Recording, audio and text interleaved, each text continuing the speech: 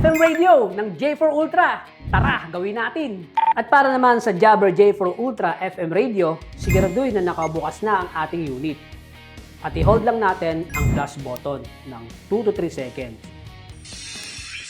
At mag-activate na nga ang FM radio. Paglilipat naman natin ng channel ng ating FM, double-click lang sa plus button.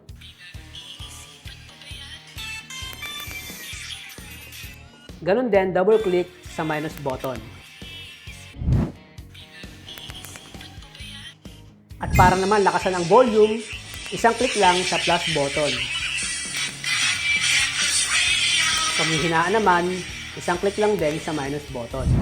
At para naman i-off ang FM radio, i-hold lang natin ulit ang plus button ng 2 to 3 seconds.